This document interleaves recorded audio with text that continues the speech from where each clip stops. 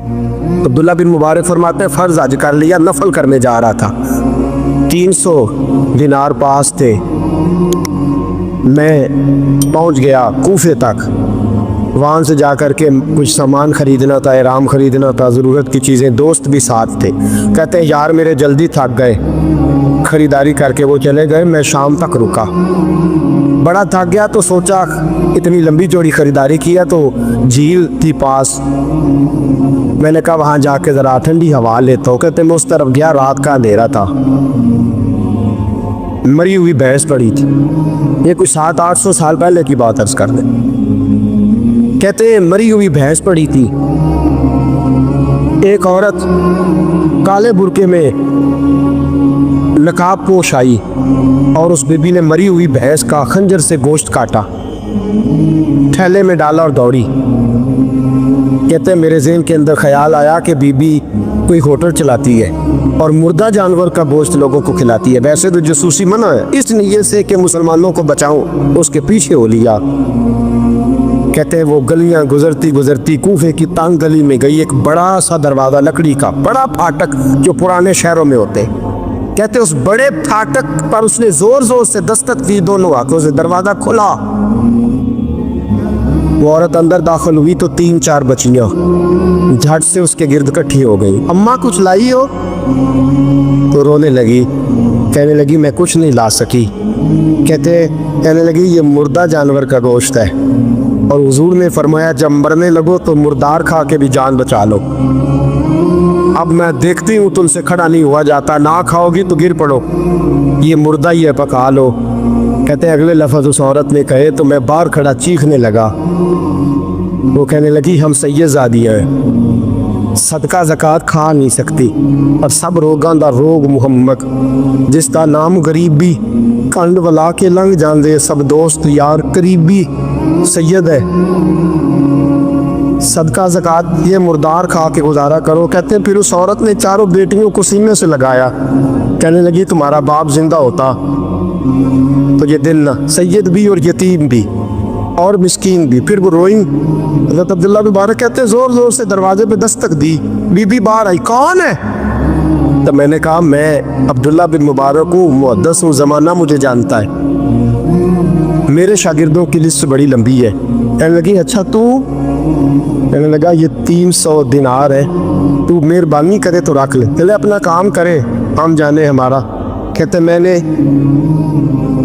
زمین پہ گھٹنے ٹیک کے نا تو سید زادی کے آگے ہاتھ باندھ دیے، میں نے کہا میں نوکر ہوں تم اولاد ہو، میں خادم ہوں تم نسل ہو، مہربانی کرو، مہربانی میرے اوپر مہربانی، پیسے رکھ لو، کہتے ہیں میں نے وہ پیسے دیے، میں واپس لوٹا، یار کہنے لگے چل، میں نے کہا نہیں میں نے نہیں آج کرنا، کہنے لگے کوئی نیا پلاٹ لینے کا پروگرام بن گیا، کوئی نئی انویسٹمنٹ، لوگ تانے دیتے ہیں نا، کہتے ہیں میں نے کہا یار جیسے تمہاری مرضی سمجھ لو، یہ میرا راز ہے میں بتاتا نہیں، فرماتے ہیں لوگ حج کرنے چلے گئے، میں وطن آ گیا، 6 ماہ کے بعد قافلے لوٹے، میرے نبی نے فرمایا تو میرے امتی کی پریشانی دور کر، اللہ کامل حج کا ثواب دے گا، فرمایا میرے حبیب علیہ السلام کے امتی حضرت عبداللہ بن مبارک فرماتے میں آیا حج کر کے، حاجی آئے تو میں بڑی حسرت کے ساتھ، میں گھر میں روتا تھا، سوچتا تھا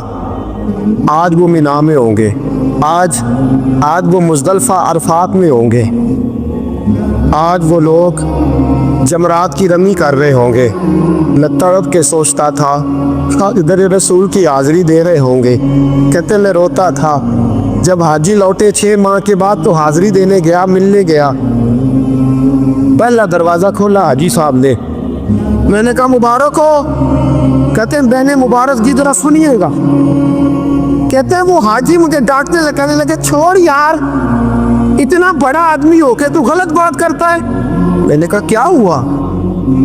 کہنے لگے تو نے ہمیں کہا کہ جانا نہیں، اور پھر ہم مینا میں آوازیں دیتے رہے تو بات ہی نہیں سنتا تھا، میں تو گیا نہیں، کہنے لگے ہم 11 حاجی جھوٹ بولتے ہیں تو اکیلا سچ بولتا ہے، سب نے دیکھا ہے، کہتے میں پلٹ آیا، چوتھے دن پھر ایک حاجی کو ملنے گیا، مبارک دی، کہنے لگا چھوڑ کس بات کی مبارک، میدان عرفات میں تو نے بات بھی نہیں سنی، اور یہاں مبارکے کہتے ہیں عرفات میں، اور میں تو کہنے لگے چپ کر، غلط بات بھی کرتا ہے اتنا بڑا محدث ہو کے۔ کہتے ہیں جب آخری قافلے آئے، آخری دن تو 8-10 قافلے اکٹھے آئے، شام تک 7 قافلوں سے ملا، ہر ایک مجھے کہنے لگا بندے کے پاس گھوڑا نیا آ جائے، سواری بڑی آ جائے تو یاروں سے تو ملنا چاہیے نا، تو آواز ہی نہیں سنتا تھا۔ فرماتے ہیں میں تھک گیا کہ الہی ماجرا کیا ہے، میں تو یہاں اس شہر کی گلیوں میں پھرتا رہا اور یہ سارے حاجی کیا کیا رہے ہیں۔ فرماتے ہیں رات کو حضرت ربیع بن اسلم، وہ بہت بڑے بزرگ محدث تھے، وہ بھی حج کرنے گئے، دروازے پہ دستک دی، باہر آئے تو جھگڑنے لگے، کہنے لگے تو نے مجھے کس مشکل میں ڈال دیا ہے؟ میں نے کہا حضور کیا ہوا، کس مشکل میں؟ میں تو میرے کہنے لگے چھوڑ یار، عالم تھا تو میں تیری عزت کرتا تھا، تو نے یہ کیا کیا؟ میں نے کہا کیا ہوا؟ کہنے لگے یاد نہیں جب تو روضہ رسول کے سامنے ملا تھا، جب نبی پاک کے مواجہ کے سامنے تو پیسوں والی تھیلی مجھے پکڑا گیا، پکڑ اپنے پیسے، میں تو سنبھالتے سنبھالتے تھک گیا ہوں۔ کہتے ہیں یوں سینے سے پیسے لگائے، گھر آیا، عشاء پڑی تو سو گیا۔ میں نے کہا یا اللہ عقدہ کھول دے۔ رات گہری ہوئی، میرے گھر کی دیواریں چمکنے لگیں، نور پھیرنے لگا، خوشبو ہی خوشبو پورے شہر کو معطر کرنے لگی۔ کہتے ہیں میں نے آنکھ جھپکی تو سامنے اللہ کے رسول تشریف فرما، سامنے محبوب تشریف فرما ہے۔ خواب میری وچ آیا ماہی، نہ اودے گل وچ پا لیاں باواں، تے ڈر دی ماری اکھ بھی نہ کھولاں، کتے پھر وچھڑ نہ جاواں۔ فرماتے میں محبوب پاک کی زیارت کی، اب میرا دل تھا حضور بولے، کوئی بات کرے، محبوب بولے، لب کھلے۔ فرمایا کیا؟ حضور نے فرمایا میں تجھے کتنے اور گواہ بھیجوں کہ تیرا حج ہو گیا ہے؟ میں کتنے گواہ بھیجوں کہ حج تیرا؟ فرمایا کتنے گواہ بھیجوں کہ حج ہو گیا؟ میرے بیوی نے فرمایا اٹھ کے تھیلی کھول کے گن لے، تو نے 300 دینار دیے تھے، میں نے 2400 کر کے واپس کیے۔ فرمایا کن؟ حضرت عبداللہ بن مبارک نے 60 حج فرمائے۔ اس کے بعد کتنے حج کیے؟ ایک فرض کیا ہوا تھا 61 ہو گئے۔ فرماتے ہیں میں بار بار گیا اور جب بلایا سرکار نے خود ہی انتظام ہو گئے۔ فرماتے ہیں بار بار میرے حبیب نے فرمایا تو آ چاہے نہ آ، رب نے تیرے نام کا فرشتہ بنا دیا ہے جو قیامت تک تیری طرف سے حج کرتا رہے گا، قیامت تک تیری طرف سے منا، مزدلفہ، عرفات، جبل رحمت پہ آتا رہے گا، میری بارگاہ میں درود پڑھتا رہے گا، حج فرشتہ کرے گا، ثواب اللہ تیرے نام اعمال میں لکھے گا۔ میرے دوستو، میرے نبی نے فرمایا میرے امتی کی ایک پریشانی دور کر، اللہ قبول حج کا ثواب عطا فرمائے گا۔ غریبوں کا حج ہے کہ نہیں؟ بولے اشراق چاشت پر حج ہے، دو لوگوں کی صلح کرا، حج ہے، علماء کی نوکری کر، ایک ایک دفعہ 70 حج تجھے ملیں گے۔ اور میرے رسول پاک صلی اللہ علیہ وسلم نے فرمایا سوکھا حج ہے، سامنے بجی ہے، سامنے مجی ہے، بار بار پیار سے دیکھ، بار بار حج کر، بار بار پیار سے دیکھ، اور کسی غریب کی مدد کر دے، سڑک پار کرا دے، میڈیکل سٹور سے دوائی لا دے، کسی کی نوکری کر دے، بچہ گھر میں نہیں، ابا جی بیمار ہو گئے، جا بھاگ کے تو چچا کو چھوڑا ڈاکٹر تک تو نیکی کر، اللہ تجھے پورے حج کا ثواب عطا فرمائے گا۔ حج بڑے ہیں، کرنے کی تیاری کرو، حج کا بڑا موقع ہمیں میسر آتا ہے، بس پروگرام بناؤ۔ صحیح مسلم کی حدیث، کتاب کا نام کیا ہے؟ اور بڑی مضبوط حدیث، میرے نبی پاک صلی اللہ علیہ وسلم فرماتے ہیں کچھ لوگوں کو اللہ قیامت میں کھڑا کرے گا اور کھڑا کر کے فرمائے گا چلو جنت میں جاؤ۔ عرض کرے گی مولا ہم تو پاپی گناہگار، پتہ سارا سردار نو کیتی ہیں دا، ہم تو بڑے گناہگار، کس وجہ سے جنت؟ فرمایا تمہارے حج کی برکت سے، تم نے حج کیا تھا نا، اس برکت سے جنت۔ تو بندے عرض کریں گے مولا ہم تو ماڑے تھے، غریب تھے، گئے ہی نہیں، حج کیا ہی نہیں، تو حج کی وجہ سے معاف کر رہا ہے؟ تو رب کریم فرمائے گا جب حاجی جاتے تھے دل تڑپتا تھا نا، جب حاجی جاتے تھے آنکھیں برستی تھی، جب حاجیوں کے قافلے نکلتے تھے اس وقت تمہارے دل میں خواہش پیدا ہوتی تھی، فرمایا تم تڑپا کرتے تھے، میں نے تڑپ پر ہی تمہیں حج کا ثواب دیا، اور خالی ثواب نہیں دیا، اس حج کی برکت سے آج جنت بھی عطا فرما رہا ہوں۔ ایسے بھی لوگ دیکھیں، مسجد نبوی ہے، رسول اللہ کا شہر ہے، سر سجدے میں ہے، روح پرواز کر گئی، کہ مسجد نبی میں سر سجدے میں رکھا ہے اور اللہ تبارک و تعالیٰ نے محبوب کے قدموں میں موت عطا فرمائی۔ رب کریم نے ساری مخلوق میں بڑا حسن پیدا کیا ہے، لیکن میرے محبوب کا حسن وہ ہے جس کی پیدا کرنے والا بھی تعریف فرماتا ہے، جو اس کی شان کے لائق ہے۔ وَالضُّحَىٰ وَاللَّيْلِ إِذَا سَجَىٰ، اللہ قسم اٹھاتا ہے۔ اور نبی پاک علیہ الصلوۃ والسلام نے نا خوبصورتی کو ایک نئی معنویت بھی دی ہے، ایک نئی معنویت، ایک نیا ذوق حضور دے۔ ہمارے ہاں خوبصورتی مہنگا کپڑا پہننے کا نام تھا، ہمارے یہاں خوبصورتی مہنگے جوتے پہننے کا نام ہے، ہمارے یہاں خوبصورتی مہنگے ترین گھر کو دیکھ کر لوگ کہتے کیا سجایا ہے، کیا سنوارا ہے، کیا ٹائلیں ہیں، کیا رنگ کرایا ہے، کہاں سے قالین خریدا ہے۔ لوگوں نے خوبصورتی دنیا کی ان مہنگی ترین چیزوں کا نام رکھا ہے، حضور نے خوبصورتی کی تعریف ہی بدل دی۔ محبوب نے سادے کپڑوں کو خوبصورتی بنایا، حضور نے ظاہری طور پر کچے گھر کو خوبصورتی بنایا۔ رسول پاک صلی اللہ تعالی علیہ وسلم کے کپڑوں کو پیوند لگے ہوتے تھے، حضور سادہ لباس پہنتے، نبی کریم زمین پر آرام فرما ہوتے تھے، پر جدھر جدھر سے گزر جاتے تھے نہ گلیاں خوشبو سے مہک جایا کرتی، انوار و تجلیات کی بارش ہوتی تھی، جو دیکھتا تھا نا، میں کیا مثال دوں، کیا بات سمجھانے کے لیے مثال دینی پڑتی ہے نا، کوئی مثال دینی پڑتی ہے نا، کسی کا تذکرہ کرنا پڑتا ہے۔ حضور کا حسن سمجھانے کے لیے کس کی مثال دیں، کہاں سے وہ ڈھونڈ کے لائیں جس کو پہلے بیان کر کے حضور کا حسن سمجھایا جا سکے، جس جیسا رب نے پیدا ہی کوئی نہیں کیا۔ کوئی ایسی چیز ہوتی، کوئی چلو کوئی دور دور کا ہی کوئی تعلق ہوتا تو کوئی مثال دے لیتے، کہنے لگے نہیں یارو کوئی شے ملی نہیں، کوئی مثل نہیں ڈھولن دی، تو چپ کر مہر علی تھے جا نہیں ہو بولن دے۔ یہ ہے ہی نہیں مثال، کہاں سے مثال تلاش کرے، کہاں سے لائے؟ دوستو اگر حسن سے پیار کرنا ہے نا، خوبصورتی سے ہی پیار کرنا ہے، تو حضرت برا بن عازب فرماتے ہیں، اور صحیح بخاری میں موجود ہے، فرماتے ہیں کائنات میں سب سے خوبصورت چہرہ مدینے والے رسول کا ہے۔ اگر کسی نے حسن سے ہی پیار کرنا ہے نا، تو حضور کے آنے کے بعد زیادتی ہے پھر کسی اور سے پیار کرنا۔ اگر خوبصورتی سے ہی پیار کرنا ہے نا، تو پھر یہ اس نے ٹھیک نہیں کیا کہ اتنے بڑے جلوے۔ حضرت عبداللہ بن رواحہ کہتے ہیں نبی پاک کوئی معجزہ بنا نہ دکھاتے، نہ حضور ڈوبے ہوئے سورج کو موڑتے، نہ چاند کے 2 ٹکڑے کرتے، نہ پتھر کلمہ پڑھتے، نہ درخت سجدہ کرتے، کوئی معجزہ بنا نہ دکھاتے، بس حضور نہ بیٹھے رہتے، تو حضور کا لوگوں نے چہرہ ہی دیکھتے جانا تھا اور کلمہ پڑھتے جانا تھا۔ حضور کا چہرہ حضور کی نبوت کی دلیل کے لیے کافی تھا۔ کائنات میں بڑی تعریفیں کی گئیں، بڑا کچھ کہا گیا، لیکن میں کہہ رہا ہوں لوگوں نے نا خوبصورتیاں خرید کی ہیں۔ حضور نے تو خوبصورتی کا رنگ ہی بدل دیا ہے، عنوان ہی بدل دیا ہے، حضور نے ایک نئی طرح دی ہے، ایک نیا ذوق دیا ہے۔ یعنی محبوب کریم صلی اللہ تعالی علیہ وسلم کو پسینہ آتا ہے۔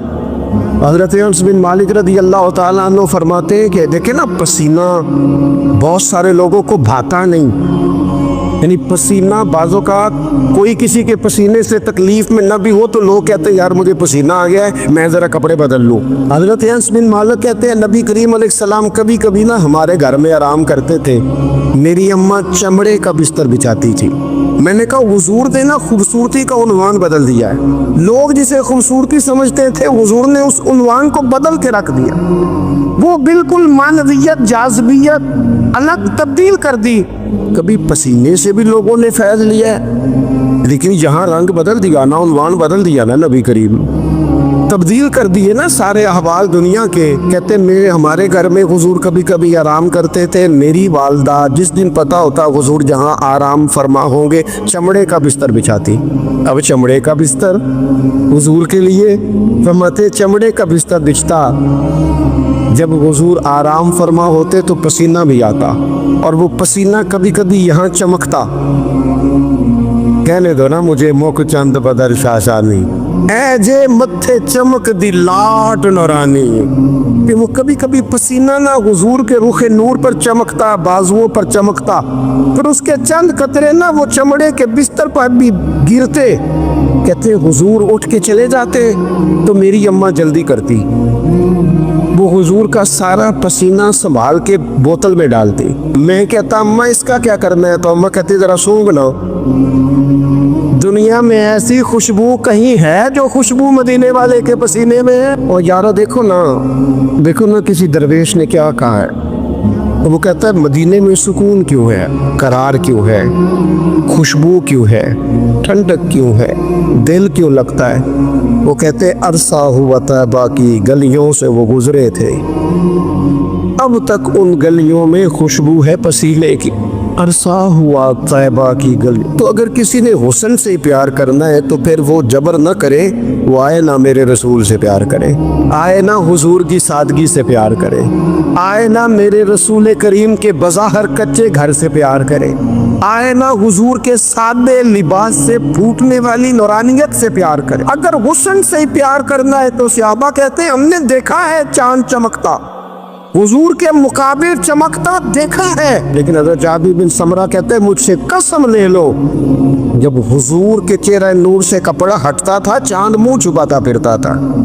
ہم نے دیکھا ہے چاند کی روشنی ماند پڑتی تھی چاند کی روشنی۔ عرب کے چاند جب جو کسی نے نا کہا ہے قیامت کے نقشے سارے بدل جانے ہیں، تو کیسے بدلیں گے؟ حضور کی دعا سے، نبی پاک کی سفارش سے، یا سارے انبیاء مل کے عرضیاں پیش کریں گے؟ تو نہیں، اس نے کہا بس حضور نے جب آ جانا ہے نا، جب وہ بس نا ایک بکل مار کے نا ویسے بھی سونا پیس بٹامنے جان دائے، جب آ جانا ہے نا انہوں نے، تو آنے سے نا چہرہ ہی دیکھ کے وہ تبدیلی آ جائے گی ماحول میں۔ کچھ لوگوں کے آنے سے ہی تبدیلی۔ مجھے ایک دوست مدینے میں کہنے لگے بڑی باتیں سوچ کے آیا تھا، بڑا کچھ ذہن میں تھا، یہاں آ کے ہوا کیا ہے؟ میں نے کہا اتنے نہیں بولیا جاندہ، نالے اتنے نا دو باتیں ہیں، ایک تے بولیا جاندہ نہیں تے دوجی گل ہے بولن دی لوڑ ہی نہیں رہندی۔ میرے امام نے کہا لب واہ ہے آنکھ بند ہے پھیلی ہے جھولیاں، لب واہ ہے جو بولنا نہیں، لب واہ ہے آنکھیں بند ہیں اور پھیلی ہے جھولیاں۔ اکھاں میٹ لو چپ کر جاؤ تے چولی اگے کرو، دسو چاہیدہ کیجے۔ لب واہ ہے آنکھیں بند ہیں پھیلی ہے جھولیاں، کتنی مزے کی بھیک تیرے پاک در کی ہے۔ اگر کسی نے حسن سے پیار کرنا ہے تو پھر آئے نہ میرے رسول پاک سے کرے، آئے نہ حضور سید عالم سے کرے، آئے نہ رسول کریم کی رعنائیوں سے کرے۔ کچھ لوگوں کو نا اس بندے سے پیار ہوتا ہے جس کے پاس علم و حکمت بڑی ہوتی، کہتے ہیں یار بندہ دانا ہے، بڑا خوبصورت شاعر ہے، بڑا اچھا ادیب ہے، بڑا اچھا خطیب ہے، بڑا اچھا بولتا ہے، بڑا فصیح و بلیغ ہے، بڑی اعلیٰ بات کرنے والا ہے، بڑا باکمال ہے۔ او دنیا کے بڑے بڑے اسکالروں کو پڑھنے والوں اور کائنات کے بڑے بڑے ادیبوں کے جملے رٹنے والوں اور بڑے بڑے شعر و ادب کی دنیا میں جینے والوں اور بڑے بڑے فصیح و بلیغ گھنٹوں تک ایک عنوان پر بولنے والے لوگوں کی باتیں سننے والوں، آپ کو اگر علم و حکمت سے پیار کرنا ہے تو اس کے ساتھ پیار کرو جنہوں نے دنیا میں آ کے کسی سے پڑھا نہیں پر ساری کائنات کو پڑھا دیا ہے۔ وَعَلَّمَكَ مَا لَمْ تَكُنْ تَعْلَمْ، رب کہتا ہے حبیب آپ جو نہیں نہ جانتے تھے سارا ہی آپ کو سکھا دیا ہے۔ حضور زمین پہ بیٹھے تھے، تشریف فرما تھے، کسی نے کہا یا رسول اللہ یہ سوال، رسول کریم اٹھے، امامہ سیدھا کیا، میرے محبوب نے چادر اوڑھی، کندھے پہ رکھی، منبر پہ آ کے بیٹھ گئے، فرمایا جو دل کرتا ہے پوچھو، میں ہر سوال کا جواب دوں گا، پوچھو نا جس کے جو جی میں آتا ہے۔ حضرت عمر کہتے ہیں زور سے عصر تک بیان کیا، نماز پڑھی، پھر منبر پہ، عصر سے مغرب تک حضور نے باتیں بتائیں، پھر نماز پڑھی، پھر منبر پہ، عصر سے مغرب تک کہتے ہیں کریم نے ہمیں اتنا نوازا کہ جنتی جنت میں چلے گئے، جہنمی جہنم میں چلے گئے، زندگیاں ختم ہوئیں اور قلم ٹوٹ گئے، پر تیرے اوصاف کا ایک باب بھی پورا نہ ہوا۔ آئے جس نے حکمت سیکھنی ہے مدینے والے سے سیکھے، آئے جس نے سپہ سالاری سیکھنی ہے میرے رسول سے سیکھے، آئے جس نے قیادت کے اصول سیکھنے ہیں حضور سے سیکھے، آئے جس نے اعلیٰ استاد بننا ہے صفا یونیورسٹی کے استاد سے سیکھے، آئے جس نے آقائی کے آداب سیکھنے ہیں وہ آئے نہ سیکھے۔ اگر نہ سمجھ آئے تو کروڑوں رکھنے والے عبد الرحمن ابن عوف کے آقا کی شفقت ان کے ساتھ بھی اسی طرح کی ہے، اور جن کی جیب ظاہری طور پر خالی ہے ان بلال کے ساتھ بھی محبوب کا تعلق اسی طرح کا ہی ہے۔ آئے نہ دیکھے آئے، اور رسول کریم نے نہ صرف لوگوں کو اس طرح سے حکمت سکھائی ہے، اس طرح کی حکمت سکھائی ہے کہ صرف انہیں آداب زندگی اور طور طریقے نہیں بتائے، حضور نے اس طرح کی درویشی کی، اس طرح کی سادگی بتائی کہ امیروں کا فقیر ہونے کو دل کرنے لگا، اور فقیر سمجھ لگے کہ ہم سے بڑا تو بادشاہی کوئی نہیں، ہم سے بڑا تو تگڑا ہی کوئی نہیں۔ یہ دیکھو نا حضرت عثمان غنی امیر باپ کے بیٹے، حضرت مصعب ابن عمیر امیر ماں کے بیٹے، حضرت عبد الرحمن بن عوف امیر، لیکن کبھی مسجد کا جھاڑو، کبھی حضور کے دروازے کی نوکری۔ او سجنا آویخ یار منون دی خاطر اساں کی پیس وٹائے، ان امیروں کو نہ فقیری کے ڈھب سکھائے۔ اور یہ ہے بلال حبشی، کہتے میں غلام، میرا باپ غلام، دادا پردادا غلام، گھر سارے غلاموں کے، لیکن میں وہ والا غلام ہوں کہ کبھی آ جاؤں نا محفل میں تو عمر جیسا بندہ اٹھ کے کھڑا ہو جاتا ہے اور میرا بازو تھام کے لاتا ہے۔ عمر جو دھرتی پہ درہ مارے تو زلزلے رک جائیں، عمر اعلان کر دے تو دنیا کانپ جائے، لیکن سیدنا بلال کہتے ہیں میرا بازو تھامتے عمر، اپنی جگہ پہ بٹھاتے، میں رو پڑتا، میں کہتا سونیا غریب ماں کا پتر ہو، میرا ابا چکی چلاتا تھا، کام کرتا تھا، اتنا احساس۔ تو کہتے سیدنا عمر کہتے ہو پہلے کی بات ہے، اب تو حضور کے غلام ہونا، انت سیدنا بلال جب سے تو مدینے والے کا غلام بنا ہے، ہم سب کا تو سردار ہو گیا ہے، تو سردار ہے ہمارا، علم و حکمت یہاں سے سیکھو، یہاں سے سیکھو۔ اور اگر کچھ لوگ کہتے ہیں جی مجھے فلانے سے اس لیے پیار ہے کہ اس کے پاس دولت ہے، پیسے، اس کے پاس اقتدار ہے، مجھے محبت اس لیے ہے کہ وہ بندہ جو ہے وہ بڑی طاقت رکھتا ہے، کسی مشکل میں کام آئے گا، مجھے اس لیے محبت ہے کہ اس شخص کے خزانے بڑے بھرپور ہیں تو کہیں میری مشکل حل کر دے گا۔ پیسے والے لوگوں سے بھی تو لوگوں کو پیار ہو جاتا ہے نا، وہ کہتے ہیں یہ میرے اوپر احسان کر دے گا، کوئی نیکی کر دے گا، کہیں مشکل آ جائے گی تو کام آئے گا۔ تو اگر خزانے والوں سے ہی پیار کرنا ہے تو پھر ان سے تو نہ پیار کرو، جن کے پاس خزانے تو ہے دل کوئی نہیں، جن کے پاس تجوریاں تو ہے بانٹنے کا جذبہ کوئی نہیں، جن کے پاس بینک بیلنس تو ہے لیکن ان کے پاس مروت کا حسن کوئی نہیں، جو باتیں تو بڑی رکھتے ہیں لیکن سینے میں غریب کا درد نہیں رکھتے، پھر ان سے محبت کرنے کی کیا ضرورت ہے، پھر ان سے پیار نہ کرے۔ جو صحیح بخاری میں موجود ہے، مدینے والے محبوب فرماتے ہیں میں سو رہا تھا، اللہ کریم نے خزانوں کی کنجیاں ہی مجھے عطا فرما دی ہے، فرمایا زمین کے خزانوں کی کنجیاں میرے دونوں ہاتھوں میں لا کے رکھ دی ہیں، اللہ نے محبوب کو محبوب بنا لیا ہے، یعنی محبوب و محب میں نہیں میرا میرا، رب کریم نے کنجیاں ہی دے دی۔ میرے اعلیٰ حضرت فرمانے لگے زمین و زمان تمہارے لیے، مکین و مکان تمہارے لیے، چنین و چنا تمہارے لیے، ہم آئے یہاں تمہارے لیے، اٹھیں بھی وہاں۔ یہ شعر میرے امام کا ہے، اسے ضائع نہ کرنا۔ اور دیکھو کہتے کیا ہے، ایک ہوتا ہے جز، ایک ہوتا ہے کل۔ اعلیٰ حضرت کہتے ہیں اصالت کل، امامت کل، سیادت کل، امارت کل، ان میں سے کوئی شے بھی تھوڑی نہیں، نہ اصالت تھوڑی، نہ امامت تھوڑی، نہ سیادت تھوڑی، نہ عمارت تھوڑی.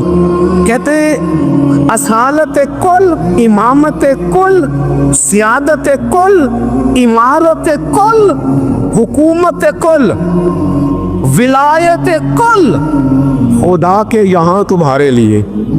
یہ ساری چیزیں رب کے پاس ہے، پر وہ ساری اس نے اپنے رسول کو عطا فرمائی ہے.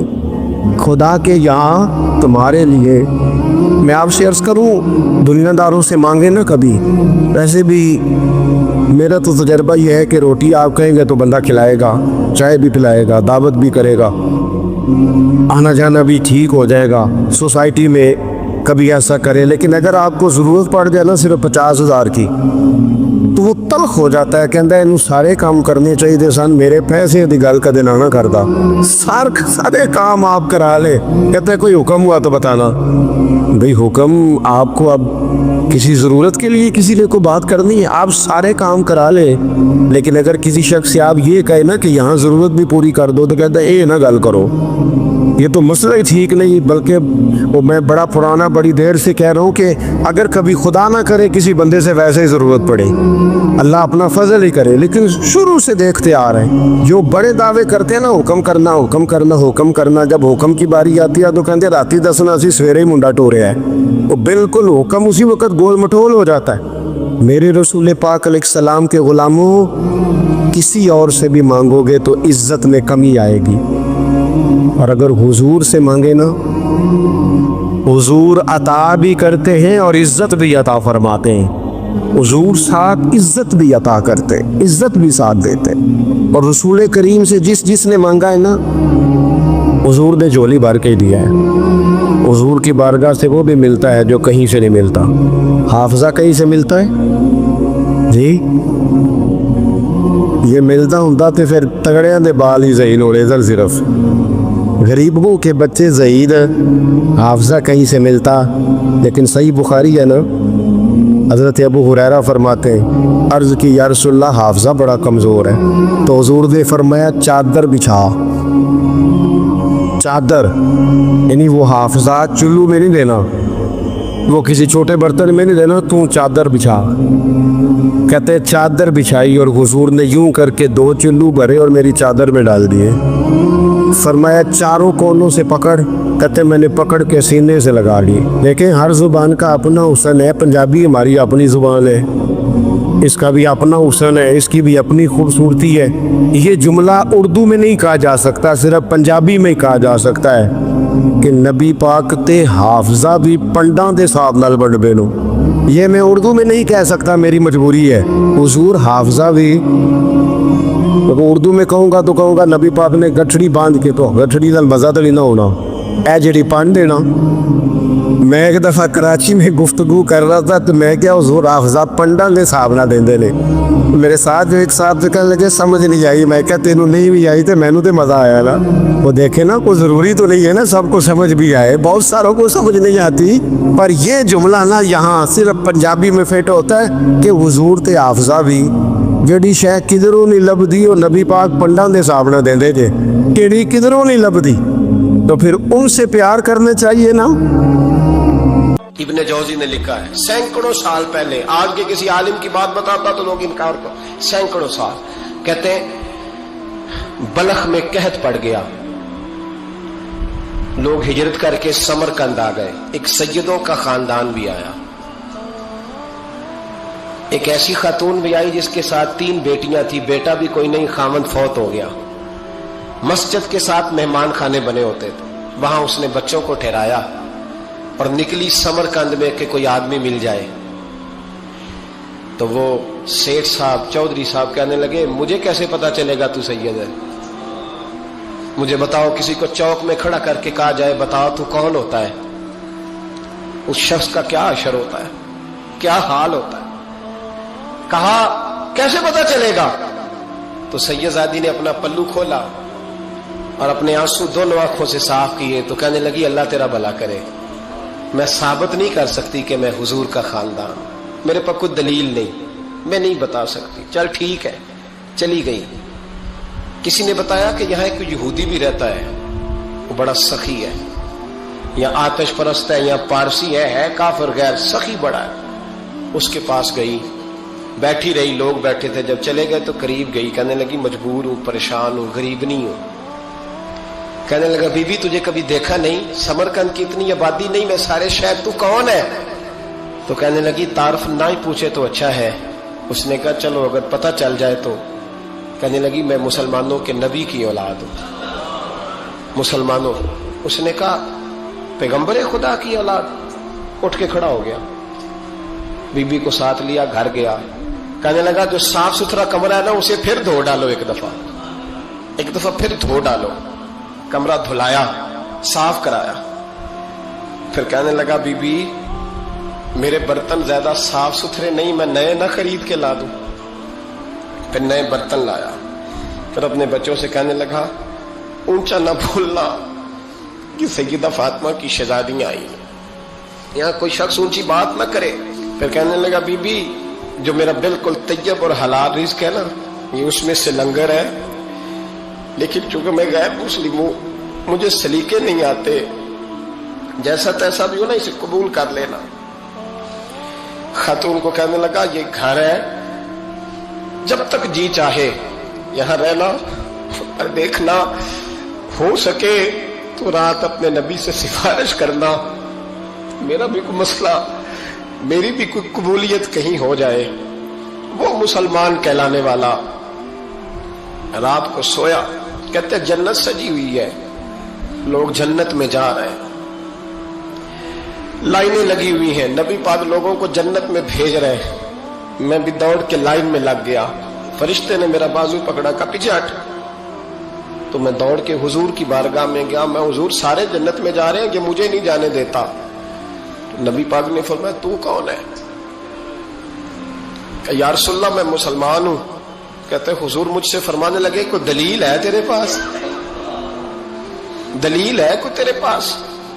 मैं चुप कर गया। फरमाया मेरी बेटी तेरे दरवाजे पर आ ही गई थी तो तू दलीलें पूछने लग गया था।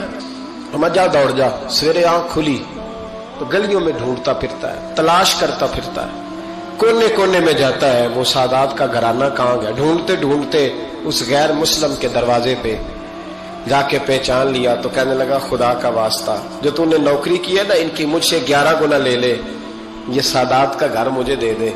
तो कहने लगा कल तू आता तो शायद बात और होती, आज बात और है।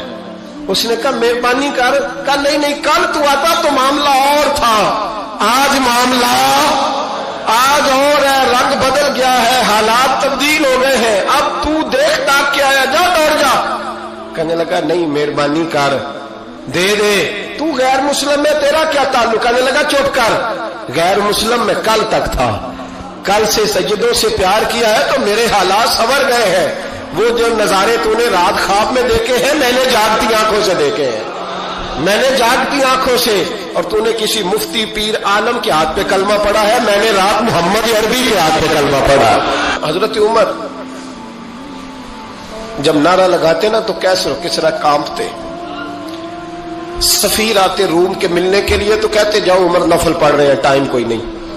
एक दिन अंदर मीटिंग हो रही थी, हजरत उमर मीटिंग में बैठे थे, आपके बेटे मिलने आए अब्दुल्ला इब्ने उमर।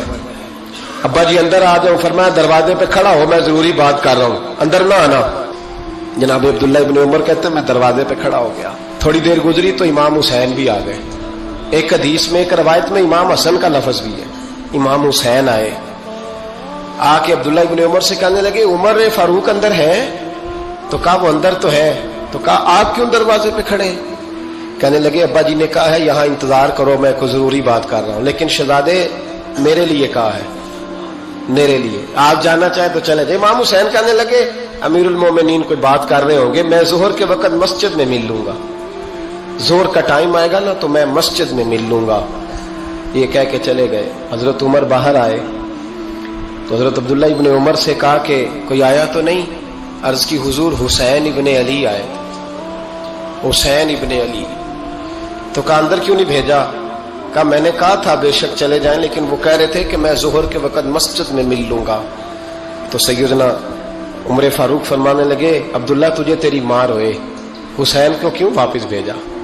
फिर उमर دنیا داروں کے سامنے ڈٹنا، کھڑا ہونا عمر پہ ختم ہے، لیکن جو اندر کی بات ہے نا، روح کی، جو عقیدت کی بات ہے، جو وفا کا رشتہ ہے، اس کو کون سمجھے؟ یہ جو روح کی مجبوریاں ہیں، یہ جو وفا کی مجبوریاں ہیں، اسے لوگ کیا سمجھیں؟ انہیں کیا پتا کہ مرشد کے بیٹے کے پیر چومنے میں حسن کیا ہوتا ہے؟ انہیں کیا پتا کہ جب استاد کا بیٹا گھر میں آتا ہے تو دل کرتا ہے مکان بیچ کے اسے دے دیں، اس کے باپ کی نیکیاں بڑی ہیں۔ جناب عمر فاروق دوڑے گئے، امام حسین کے دروازے پہ دستک دی، امام حسین باہر رکھا، شہزادے یار ملنے آئے تھے، بغیر ملے کیوں آ گئے؟ عرض کی کہ آپ مصروف تھے، آپ کے اپنے بیٹے بھی دروازے پہ کھڑے تھے، تو میں واپس آ گیا۔ امام حسین کہتے ہیں عمر جذبات میں آ گئے، سر سے پگڑی گر گئی، کہنے لگے حسین، میرے بیٹے کا اور حسین کا کیا مقابلہ؟ کیا اس کی ماں کا نام فاطمہ الزہرا ہے؟ کیا اس کی نانی کا نام خدیجہ الکبریٰ ہے؟ کیا اس کے نانے کا نام محمد مصطفیٰ ہے؟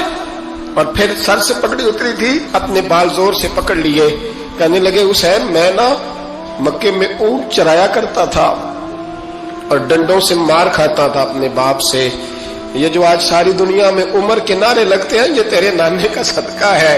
شہزادے میری وفا اور میری وفا میں جب تیرا دل کرے نا توڑ کے آ جایا کر۔ عمر تو لوگ، ایک دن امام حسین نے آگے نا جناب فاروق اعظم سے کہا، خطبہ دے رہے تھے، بچوں کی طبیعت شروع میں، پتہ نہیں کیا بات آئی امام حسین کے دل میں، کہنے لگے عمر نیچے اترو، یہ میرے نانا کا ممبر ہے۔ تو حضرت سیدنا عمر، سنو، کبھی میرا بھی بچہ آ جائے تو میں کہتا ہوں اس کو پکڑو یار، بچوں کو تو نہیں نا جمعوں میں مطلب ذکر کیا جاتا، اترنا میرے نانے کا ممبر ہے۔ جناب عمر اتر کے نیچے کھڑے ہو گئے، تو کہا جا کے اپنے نانے کے ممبر پہ بیٹھ۔ تو حضرت عمر رو پڑے، کہنے لگے شہزادے میرے نانے کا ممبر ہی کوئی نہیں ہے ہی نہیں، یہ ممبر، یہ مصلی، یہ تیرے نانے کی شان ہے، میرے نانے کا کوئی ممبر نہیں، تیرے ہی نانے کا ممبر ہے۔ تھوڑی دیر کھڑے رہے تو امام حسین کہنے لگے اچھا کوئی نہیں آپ کے نانے کا ممبر کا نہیں؟ کہا چلو پھر میرے نانے کے ممبر پہ بیٹھ جاؤ، چلو خیر ہے، کوئی نہیں آپ کے نانے کا؟ کہا نہیں، تو کہا کوئی نہیں پھر میرے نانے کے۔ جب حضرت عمر بیٹھے تو بڑا شاندار جملہ کہا، فرمانے لگے میں ممبر پر مرضی سے نہیں بیٹھا تھا، مجھے ابو بکر نے بٹھایا تھا، اور پھر حسین کے کہنے پہ میں اترا ہوں، اب مجھے حسین نے بٹھایا ہے، اب کسی کی جرأت ہے تو عمر کو اتار کے دکھائے، اب میں حسین کا تیری نسل پاک میں۔ یار کتنی بے شرمی کی بات ہے، لوگ امام حسین کو باغی کہے۔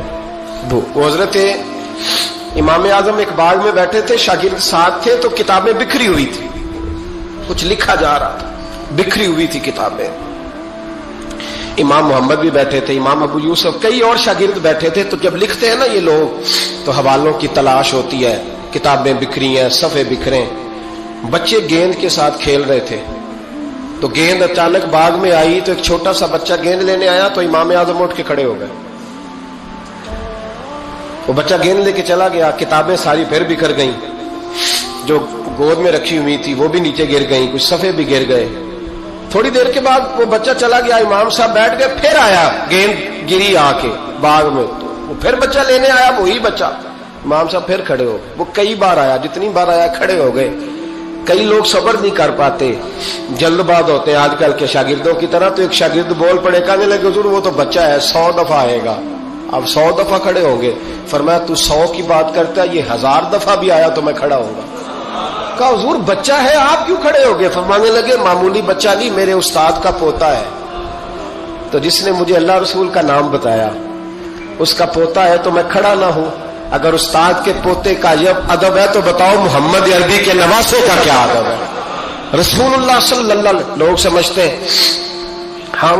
ہم قائل نہیں ہیں وہ والی شہادت بیان کرنے کے جس میں کہتے ہیں ہائے حسین تو سکینہ تو زینب۔ ہمارے بزرگوں نے ہمیں یہ سبق، ہمارے بزرگوں نے ہمیں بتایا کہ امام حسین کی شہادت اس طرح بیان کرو کہ نوجوانوں میں جذبہ جہاد پیدا ہو، عورتیں صبر کا پہاڑ بن جائیں، اس طرح شہادت ہم وہ والی۔ لیکن ایک بات ضرور ذہن میں رکھیں، یہ جو لوگ کہتے ہیں نا بڑے مظلوم تھے پانی نہیں آ سکا، میرے سے حوالہ دیکھے جس نے دیکھنا ہے، میرے سے حوالہ دیکھے، میرے سے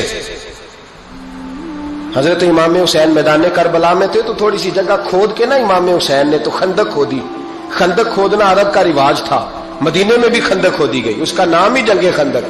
تو خندق کھود کے نا آگ جلائی جاتی تھی, یہ حفاظت کا ایک ذریعہ تھا تاکہ دشمن نہ آئے. تو امام حسین نے اپنے خیمے کے سامنے خندق کھود کے اس میں آگ جلائی تاکہ پردہ رہے, عورتوں کے پاس کوئی دشمن نہ آئے. تو ایک شخص سامنے کھڑا ہو کے کہنے لگا, حسین تو نے دنیا میں ہی آگ جلا لی ہے. معاذ اللہ ثم معاذ اللہ, کہنے لگا آگے تو آگ ملے گی, یہاں جلا لی ہے. تو امام حسین کہنے لگے میں حکم دیتا ہوں آگ کو کہ تجھے ابھی پکڑ لے. لوگ کہتے ہیں مظلوم تھے, میں حکم دیتا ہوں آگ کو تجھے ابھی پکڑ لے. یہ لفظ امام حسین نے کہے. میں 3 کتابیں تو میری لائبریری میں ابھی ہیں جن میں حوالہ ہے, 3 کتب سے, اور آج کل پرسوں کی کتاب نہیں, سینکڑوں سال پرانی. جب کہا نا میں حکم دیتا ہوں تو وہ آدمی گھوڑے سے نیچے گرا, گھوڑے سے نیچے گرا, اور گھوڑے کی رکاب کے اندر اس کا پیر الجھا. گھوڑا ڈر کے اتنا دوڑا کہ جا کے اس آدمی کو آگ میں پھینک دیا. امام حسین کے سامنے جل کے مر گیا. یہ حسین ابن علی ہے. یہ ابھی حکم دیتے تو فرشتے ابھی آ جاتے, یہ ابھی بات کرتے تو ساری دنیا کی فوجیں ابھی اکٹھی ہو جاتی, یہ ابھی حکم دیتے تو ابھی آ جاتے. اور سنو, اگر جناب اسماعیل کے لیے دمبا آ سکتا ہے تو وہ تو حضرت ابراہیم کے بیٹے تھے, اور یہ تو مصطفیٰ کی اولاد ہے, ان کے لیے کیا کچھ نہیں ہو سکتا. لیکن امام حسین نے پسند کیا تھا کربلا کے جہاد کو, اس کو پسند کیا تھا مولا علی نے, وہ اپنی پسند پہ تھے.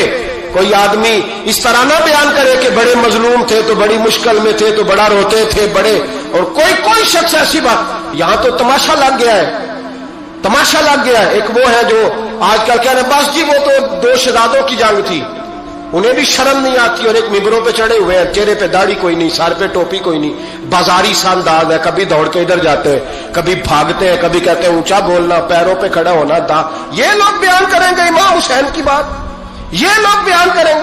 بیبیوں کے مصائب پڑھ رہا ہوں, وہ اور بیبیاں ہوتی ہیں جو ہائے ہائے کرتی ہیں, واہ بیلا کرتی ہیں. یہ میرے نبی کا خاندان ہے, یہ میرے نبی کا خاندان ہے, نبی کا خاندان. میں حوالہ دکھاؤں گا, مجھ سے سنو حوالہ. حضرت سیدہ زینب نے سارے جنازے دیکھے, بھتیجوں کو, بھانجوں کو, سب کو شہید ہوتے دیکھا. عورتیں ڈرتی میت کو ہاتھ نہیں لگاتی, چیختی ہے بیبیاں. لیکن حضرت جناب زینب نے پتہ کیا دیکھا تھا, وہ سننا ذرا. امام حسین کی لاش مبارک کربلا میں پڑی تھی, اور امام حسین کا سر کاٹ کے نیزے پہ چڑھایا گیا تھا, اور وہ بیبیوں کے سامنے خالی سر چڑھ رہا تھا, اور سینکڑوں میل کا سفر کر کے دمشق کے بازاروں سے گزرتا وہ سر گیا. آج میں سر کی بات نہیں کرتا, سر کی. آپ مرد ہیں, جوان ہیں سارے, یہاں کسی کا کٹا ہوا ہاتھ پھینک دیا جائے نا, ہاتھ تو لوگ چیخے مار کے دوڑ جائیں گے. بلکہ ہاتھ تو دور رہا, کسی کی انگلی کاٹ کے یہاں پھینکی جائے تو لوگ چیخے مار کے مرد دوڑ جائیں گے. لیکن کٹا ہوا سر دیکھا, لاشیں دیکھے. یزید کا دربار آیا, بی بی صاحبہ کو نا ایسے عورتوں نے اپنے حالے میں لیا ہے. سیدہ زینب وہاں بیٹھ گئی. تو جب بولا نا یزید دربار میں, کہنے لگا کہ دیکھو اللہ نے عزت والوں کو عزت دی, معاذ اللہ ثم معاذ اللہ. اور میرے مخالفین کا کیا حشر ہوا جب اس نے دیکھے نا, ایک آدمی مجبور ہے, مقہور ہے, اتنا لمبا سفر ہے, غربت ہے, پیاس ہے, بیماری ہے, کیا انداز ہے جب اس عالم میں یزید کے دربار میں اس نے گستاخی کی امام حسین کی. یہاں لوگ کہتے ہیں کسی کو کچھ نہ کہو, کیوں نہ کچھ کہیں. جو سیدنا امام حسین کے بارے میں بات کرے گا زبانیں کھینچیں گے اس کی, جو صحابہ کے بارے میں بات کرے گا ہم کرنے دیتے ہیں. یہ کیا بات ہوئی, گستاخی کرنا, بے ادبی کرنا, یہ کون سا دین ہے؟ یہ تو تم بے دینی پھیلا رہے ہو. سنو, جب اس نے بے ادبی کی تو سیدہ زینب چپ نہیں رہی, بلکہ حضرت زینب بولی اور کھڑی ہوئی, اور آپ نے تلاوت کی قرآن مجید کی, اور آیتیں پڑھی, کہنے لگی وَتُعِزُّ مَن تَشَاءُ وَتُذِلُّ مَن تَشَاءُ بِیَدِکَ الْخَیْرُ. اور آپ فرمانے لگی یزید تو کہتا ہے تیرے مخالفین پسپا ہو گئے, تجھے عزت ملی.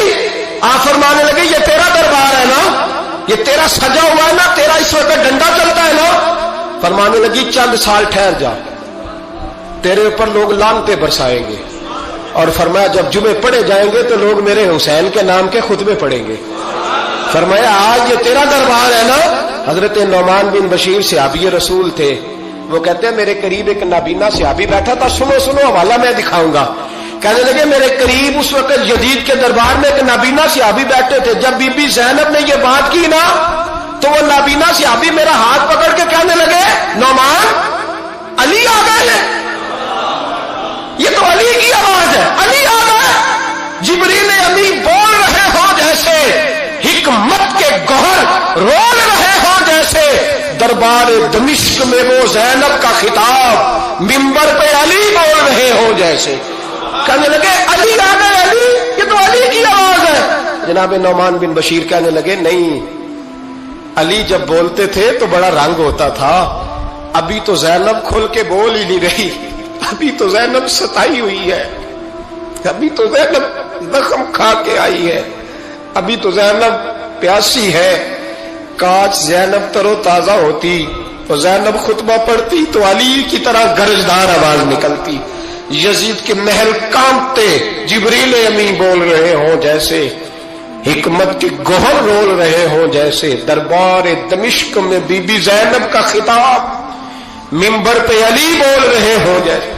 وہ مسکینوں کی طرح منتیں نہیں کر رہے تھے. ہائے پانی ان کا مزاج ہی نہیں تھے, بلکہ وہ دلیر لوگ تھے. دلیر اور بر موقع بر محل بولتے تھے. یزید آیا دربار میں. جب یہ سارا قافلہ وہاں پہنچا تو یزید دربار میں آیا. اور جب وہ دربار میں آیا تو بادشاہوں کا طریقہ ہے, گاڑیاں اب ہمارے بادشاہوں نے روٹر والی گاڑیاں رکھی ہوئی ہیں. وہ یوں چلتی ہیں, شور ہوتا ہے پیچھے. اس زمانے میں کہا جاتا تھا با دبا ملادہ ہوشیار, پیچھے ہٹ جاؤ, نعرے لگنے لگے. تو یزید کا ایک ناخلف بیٹا امام زین العابدین سے کہنے لگا تیرا باپ کہاں ہے؟ دیکھ یہ میرے باپ دادا کے نعرے, دیکھ میرے باپ کے نعرے, تیرے کدھر ہے؟ ابھی یہ بات شروع اس نے کی تھی کہ دمشق کی جامع مسجد میں زور کی اذان ہو گئی. اور جب مؤذن نے کہا نا اشہد ان محمد رسول اللہ, تو امام زین العابدین اس کا ہاتھ پکڑ کے کہنے لگے یہ میرے نانا کے نعرے لگ رہے ہیں. اگر تیرا ہے تو بتا, یہ میرے نانا کے نعرے ہیں. اور فرمایا تیرے باپ کے 2-2.5 سال لگیں گے, میرے نانے کے قیامت کے بعد بھی لگیں گے. میرے نانے کے نعرے قیامت کے یہ لگتے رہیں گے, لگ رہے ہیں اور لگتے تھے اور لگتے رہیں گے. میرے بھائی یاد رکھو, دلیری ہمت. پہلی بات ان سے پیار کرنا ہے. دوسرا ان کی ہمت, ان کا مقام دلیری کرنا ہے. ان کا کام ہمت کرنا ہے. ان کا کام ڈٹ جانا ہے. کمزوری دکھانا اہل بیت کا طریقہ ہوتی. حضرت عباس کے بازوؤں میں درد ہوتی. جناب زینب پھر پریشان ہوتی ہیں کہ ہم تو اس بے حیائی کے خلاف لڑے اور امت ابھی یہ گند کر رہی. جو چوکوں میں کھڑا ہوتا ہے نا عورتوں کو تاڑتا ہے, وہ یزید کے طریقے پہ عمل کرتا ہے. یہ دلائل ہے. آپ سوچ لیں, اندازہ کر لیں کہ ہم نے کس جماعت میں کھڑے ہونا ہے. اس لیے گند سارا نکالیں. امام حسین کا ایک پیغام آج اپنانا بڑا ضروری ہے. امام حسین نے سر سجدے میں کٹایا اور قرآن کی تلاوت نیزے کی نوک پہ بھی جاری رہی ہے. اس لیے آج کم از کم 10 نفل امام حسین کی سنت سمجھ کے ضرور پڑھیں گے انشاءاللہ. جنہوں نے روزہ رکھا ہے بڑا اچھا کیا ہے. چلو جو نہیں رکھ سکے پھر بھی نفلی ہے, کوئی فرض نہیں. کم از کم 3 دفعہ سورت یاسین کی تلاوت آج ضروری ہے امام حسین کے لیے. کریں گے انشاءاللہ تعالی. اگر وہ نیزے کی نوک پہ پڑھ سکتے ہیں تو آپ ان کی خاطر بھی تو پڑھ ہی سکتے ہیں نا. تو بہت ضروری کام آج نفل پڑھنا ہے, اور بہت ضروری کام آج قرآن پاک کی تلاوت کرنا. کریں گے انشاءاللہ تعالی. حضرت عبداللہ ابن مسعود رضی اللہ تعالیٰ عنہ حدیث کے راوی ہیں. حضور نے فرمایا جس کے دل میں رائی کے دانے کے برابر بھی تکبر ہوا وہ شخص جنت میں نہیں جائے گا.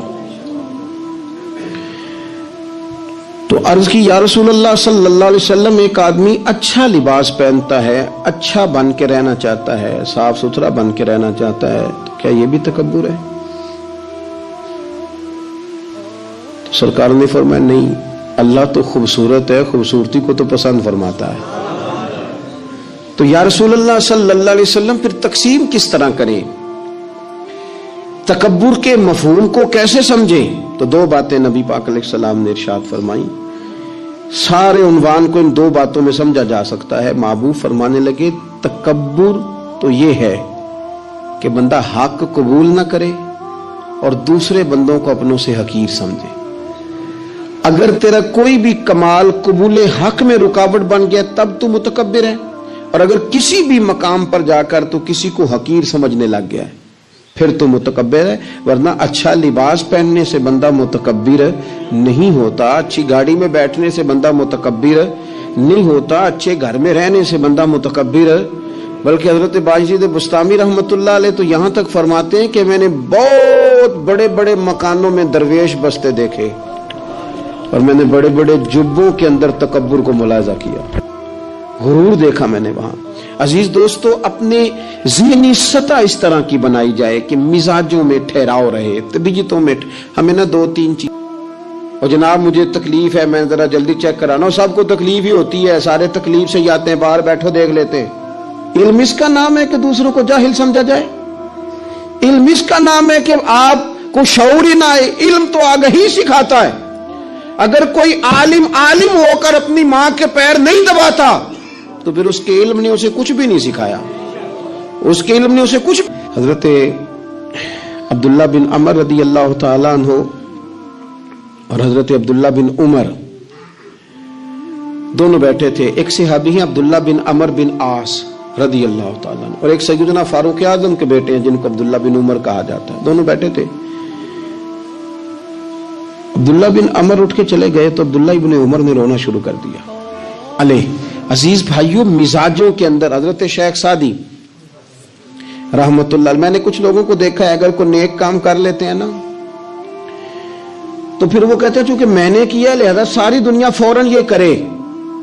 آپ یہ کیوں نہیں سمجھتے کہ رب نے آپ کو توفیق دی ہے تو آپ عاجز ہو جائیں اللہ کے بندے، آپ عاجزی اختیار کریں. وہ کہتے ہیں چونکہ میں کرتا ہوں لہذا میں اب اتنا بڑا آدمی ہوں تو فلانے فلانے فلانے فلانے بندے تو ٹھیک ہی نہیں. حضرت سعدی شیرازی کہتے ہیں کہ تہجد کا ٹائم تھا. پرانے زمانے میں نا لوگ مسافر اکثر رات مسجدوں میں آ کے گزارتے تھے، تو کہتے ہیں مسجد میں لوگ سوئے ہوئے تھے سارے، تہجد کا ٹائم تھا، میں تہجد کی نماز پڑھ رہا تھا، میرے والد بھی ساتھ تھے. تو میں نے اپنے ابا جی سے کہا یہ دیکھو کتنے بد نصیب ہیں، نفلوں کا ٹائم ہے اور یہ سوئے ہوئے، کتنے بد نصیب ہیں، میں تہجد پڑھ رہا ہوں، اللہ اللہ کر رہا ہوں، یہ سوئے ہوئے ہیں. تو فرماتے ہیں میرے والد کہنے لگے کاش تو بھی سویا ہی رہتا، لوگوں کے کپڑے تو نہ پھاڑتا، کاش تو بھی، تیرا سونا ہی بہتر تھا، اس تہجد سے تو سویا ہی رہتا تو بہتر تھا، کپڑے تو نہ پھاڑتا لوگوں کے. اور خدا کے بندے اگر تو نے پڑھی ہے تو تیرا اور رب کا رشتہ ہے، اس کی بنیاد پر تو دوسروں کو حقیر جاننے لگ گیا ہے.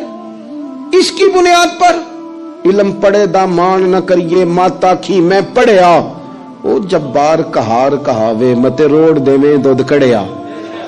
تھوڑا سا اپنے طبیعت میں عاجزی پیدا کر. یہ تو دیکھیں نا کتنے بڑے بزرگ ہیں، حضرت فضیل بن عیاض، 60,000 لوگوں نے حج کیا، حضرت کے بھی وہ حجوں میں بہت 21واں 22واں حج تھا. کسی نے پوچھا حضور اس سال حج کے بارے میں آپ کا کیا خیال ہے؟ تو آپ فرمانے لگے جتنے بھی حاجی آئے سارے نیک تھے، حج ضرور قبول ہوگا، اور اگر کسی وجہ سے کوئی کمی رہ گئی تو وہ میری نحوست کی وجہ سے رہ جائے گی، اس لیے کہ ان میں سب سے زیادہ گناہگار میں ہی ہوں، میری وجہ سے کوئی رہ گئی تو رہ گئی، ورنہ تو امید ہے خدا فضل ہی فرمائے گا. آپ کے مزاج میں جب عاجزی ہوتی ہے کہ نا، اگر آپ کسی مقام پہ فائز ہیں تو وہ تو اللہ نے دیا آپ کو، تو اب تو آپ کو اس مقام پر جا کے بھی عاجزی ہی کرنی چاہیے تھی، اور اگر آپ وہ عاجزی نہیں کر رہے تو اس کا مطلب ہے آپ بہت ساری خطاؤں کا شکار ہیں. ہمارے زمانے میں نا ایک رواج آیا ہے کمزوریاں بیان کرنے کا، اور کمزوری اکثر وہ بندہ بیان کرتا ہے جو اپنے آپ کو کچھ سمجھتا ہے. لوگ ایک دوسرے کی کمزوریاں ڈسکس کرتے ہیں، بلکہ پہلے تو لوگ لوگوں کی کمزوریاں بیان کرتے تھے، اب جماعتیں جماعتوں کی کمزوریاں بیان کرتی ہیں، اب پارٹیاں پوری پارٹیوں کی کمزوری. بات اتنی اجتماعیت تک چلی گئی کہ سوچے محدود سے محدود تر ہو گئی. اللہ تعالیٰ نے ایک دفعہ حضرت موسیٰ کلیم اللہ علیہ السلام سے فرمایا کہ آپ کی قوم میں جو سب سے نیک آدمی ہے نا اسے ڈھونڈ کے میری بارگاہ میں لائیں. حضرت موسیٰ علیہ السلام نے نا جس کو سب سے زیادہ نیک سمجھتے تھے اسے اللہ کے حضور پیش کیا، مالک یہ سب سے زیادہ نیک ہے، جسے حضرت موسیٰ کلیم نیک کہیں، وہ کتنا کو نیک ہوگا، یا اللہ یہ نیک ہے۔ حضرت موسیٰ علیہ السلام سے رب کریم نے فرمایا اب اس بندے کی ڈیوٹی لگاؤ کہ یہ اس قوم میں جو سب سے گناہگار ہے وہ بندہ ڈھونڈ کے لائے۔ اگر یہ ڈیوٹی ہماری لگتی تو پھر تو اللہ خیر کرے، سارے گناہگار تھے ماں سوائے میرے، خدا مجھے ایسی خدائی نہ دے کہ اپنے سوا کچھ دکھائی نہ دے۔ جناب اس کی ڈیوٹی لگائیں، حضرت موسیٰ کی گواہی ہے یہ سب سے زیادہ نیک ہے، اس کی ڈیوٹی لگائیں یہ سب سے گناہگار بندہ ڈھونڈ کے لائے۔ آپ نے ڈیوٹی لگا دی تو وہ عرض کرنے لگے حضور 3 دن کی مہلت دے، میں بندہ ڈھونڈتا ہوں۔ 3 دن 3 راتیں گزر گئیں، آنے کا وقت آیا تو اسی نیک آدمی نے کیا کیا، اپنے گلے میں رسی ڈالی اور اپنے ہی ہاتھ سے پکڑ کے لا کے حضرت موسیٰ کلیم کے دست مبارک میں دے کے کہا حضور 3 دن کوشش کی ہے، سب سے زیادہ گناہگار میں ہی ہوں۔ برے بندے نوں میں لبن ٹریا تے جگ تے ملیا نہ کوئی، تے اپنے اندر چاتی پائی تے میتھوں برا نہ کوئی، میں ہی ہوں۔ تو حضرت موسیٰ کلیم علیہ السلام فرمانے لگے یہ تو نے کس طرح تجزیہ کیا؟ عرض کی حضور بعض لوگوں کی نا چھوٹی موٹی کوتاہیاں میرے سامنے تھیں، اس پر میں نے غور کیا، لیکن ان کی غلطیاں یقینی نہیں تھیں، میرا گمان ہی تھا، پورا مجھے یقین نہیں تھا کہ یہ غلطیاں ہیں، لیکن جو میری غلطیاں تھیں ان کا مجھے پورا یقین تھا کہ یہ ہیں۔ کسی کی غلطیاں میرے سامنے یقینی نہیں تھی، اپنی کوتاہیاں میرے سامنے یقینی تھیں، اور جو زیادہ یقینی چیزیں تھیں نا اس پر جب میں نے غور کیا تو پھر میں سمجھا کہ اس بستی میں سب سے گناہگار میں ہی ہوں۔ آپ مجھے نا بتائیں اب میرے لیے آپ نے کیا کرنا ہے؟ جناب موسیٰ وہیں کھڑے تھے تو رب کریم نے حضرت موسیٰ سے کلام فرمایا، وحی فرمائی، فرمایا میرے کلیم اس کو جو سب سے زیادہ فضیلت ملی ہے وہ نمازوں کی وجہ سے نہیں ملی، یہی اس کی عاجزی ہے جس کی وجہ سے رب نے سب سے زیادہ فضیلت عطا فرمائی۔ یہ اس کے ذہن کے اندر بات ہے جس سبب سے اللہ تعالیٰ نے اسے یہ اعزاز دیا۔ تھوڑا سا نا چیزوں کو سمجھا جائے، انسان اپنی ذہن سازی کرے، اپنے اوپر غور کرے۔ ہم اپنے آپ کو 2 4 5 چیزیں دیکھ کے تسلیاں دے کے بیٹھ جاتے ہیں کہ نہیں نہیں چھوڑ، تو ساری دنیا اتنی خراب ہے، تو فلانی نیکی بھی کرتا ہے۔ اس سے نا انسان کی روحانی زندگی کمزور پڑ جاتی ہے، اس کے افکار پہ میل کچیل چڑھنے لگ جاتی ہے، وہ آہستہ آہستہ کمزور ہونے لگ جاتا ہے۔ کچھ بھی فرق نہیں پڑتا، اگر طبیعت میں عاجزی آ جائے تو کوئی فرق، مثلا کیا ہو جائے گا اگر کوئی شخص تھوڑا بہت اگر کام کر لے، اگر کسی وقت وہ کوئی عاجزی اختیار کر لے تو اس سے فرق پڑ جائے گا۔ اور میں نے دیکھا سوسائٹی کا یہ ماحول بن گیا، وہ جناب تساں شاہ پر چکے ہے، اور بڑے اور انداز میں لوگ بات کرتے ہیں، اپنی طبیعتوں پہ بوجھ ڈالا جائے۔ ہمارے ہاں نا ایک لمبی لسٹ ہے ان لوگوں کی جن کی وجہ سے ان کے اپنے تکلیف میں یعنی کیا مثلا کیا کہہ سکتا ہے بندہ؟ داماد کو کہہ سکتا ہے کچھ، لیکن اس نے مصیبت کھڑی کی ہوئی ہے، وہ بیٹی کو اور نواسوں کو لے کے آتا ہے تو دروازے پہ چھوڑ کے چلا جاتا ہے، کہتا ہے سٹیٹس ہی نہیں میرا۔ میں ایک جنازے پہ چلا گیا تو قبرستان میں ایک فیملی میں کسی کا انتقال ہو گیا، تو قبرستان میں ان کا داماد اپنے بردر اللہ سے سالے سے کہہ رہا ہے کہ وہ تم نے تو اپنے ابا کی قبر پہ تختی بھی نہیں لگائی، اتنے بھائیوں تختی بھی نہیں لگا سکتے۔ وہ کہنے لگا بھائی جان بس وہ مصروفیت رہی ہے، قبر تو پکی کرا دی تھی تو بس تھوڑے دنوں میں لگوا دیتے۔ وہ بیچارہ نا ادھر ادھر میری طرف بھی دیکھ رہا ہے کہ لوگ سن، اور وہ ڈھٹائی سے باتیں کیے جا رہا ہے کیونکہ وہ داماد ہے، ان کی بیٹی گھر ہے، مفت کی بلیک میلنگ ہے۔ وہ بندہ چلا گیا، میں نے اس کا بازو پکڑ کے سائڈ پہ کر لیا، میں نے کہا یار تجھے قبروں میں بھی اللہ نہیں یاد آیا؟ یہ مفت کی جو آزمائشیں ہم لوگوں کو ڈالتے ہیں نا، اس سے بچیں۔ بلا وجہ کہ جناب وہ مجھے پوچھا نہیں تو مجھے جناب دیا نہیں تو میری بھی کوئی حیثیت تھی، آپ اس طرح نہ گنوائیں۔ ان سے چیزیں چھلکتی ہیں، اس سے محسوس ہوتا ہے کہ آپ چھوٹے آدمی، اس سے محسوس ہوتا ہے کہ ہم کمزور پڑ گئے، ہم نے کس بنیاد پر لوگوں کو لوٹنا اور تاڑنا اور لتاڑنا شروع کر دیا۔ انسان ہوتا ہے،